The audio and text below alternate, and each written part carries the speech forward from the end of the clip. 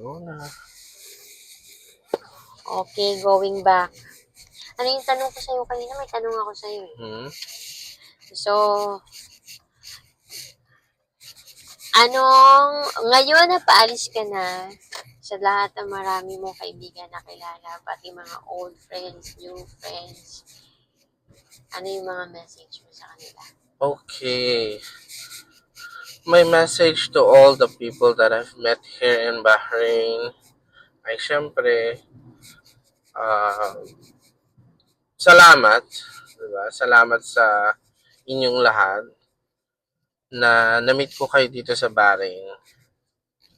Malaking bagay na nakasama ko kayo dito, nakilala, nagkaroon ako ng kaibigan, karamay, kasama, at of course, may mga iba siguro na hindi naging maayos yung samahan, pero marami naman ang talaga, ang mas Good things. mas mas umangat, kumbaga mas maraming bagay na mas magaganda ang nangyari, 'di ba? With those people na nakilala ko dito.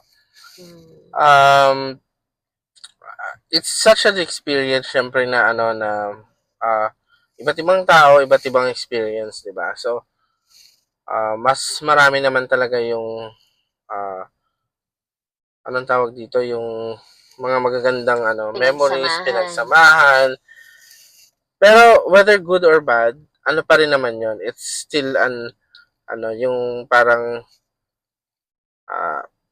na rin experience na pwede kong ma-keep for myself na maaaring, 'di ba? Natutunan ko para mag-grow yung personality ko, 'di ba? Yung sa pakikitungo, pagkaibigan. Ayan, kung yung maturity mo rin kasi doon mo masusukat yun eh. Kung paano ka maging patient sa mga tao, 'di ba? How you control yourself pagdating sa mga bagay na gusto mo at mga hindi mo rin gusto, ganyan. Pero on top of that, pa rin parang grateful pa rin ako dahil alam ko naman na aalis ako ng Bahrain na wala akong hinanakit, wala akong mararamdamang any pains na iiwan ko, no grudges sa mga tao na nakilala ko dito sa Bahrain. Kung mayroon siguro mga tao na mayroon pang sama ng loob sa akin, I'm not sure, 'di ba? Pero sorry kasi kung may mga times or may mga pagkakataon na hindi naging perfecto yung pagsasama natin as a friend, siguro maiintindihan ko naman yun kasi hindi pa rin naman talaga perfect. Wala namang yung, perfect. Yung sa natin, sa pamumuhay natin na like, yung as it is, di ba, parang ganon. Pero still, I'm grateful, I'm happy na nakasama ko kayo, nakilala ko kayo dito sa Bahrain kasi malaking bagay sa akin yun. Malaki yung naging epekto nito sa buhay ko, di ba? Aalis ako ng Bahrain na masaya, aalis ako ng Bahrain na walang hinanakit.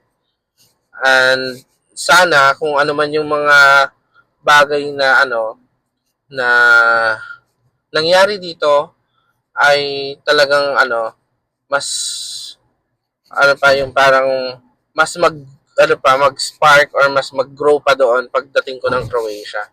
At lahat ng mga natutunan ko dito ay mabibitbit ko talaga doon. Wow, diba?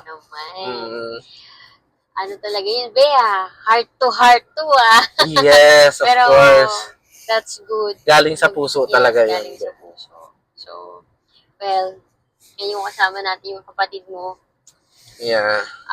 JR, anong masasabi mo? Wala siyang masasabi. Tulog na siya. Wala siyang masasabi, wala siyang mic. Anyhow, Be. So, para sa akin, thank you talaga sa oras na to. Talagang I'm catching you sa... Yes, di ba? So, para sa akin, mag-iingat ka dun palagi. Tsaka happy ako na isa sa mga Mm-mm. gusto mong goals, Yes. achievement, unlock. Thank you. Ganun. Yes, So, be. Oo. good luck. Keep safe, tsaka keep praying kay Lord. Ha? Yes. Yun lang. O, bye-bye na For po. sure. Good Bye! night. Maraming salamat sa pakikinig. I think that's enough na. Ayaw naman niya.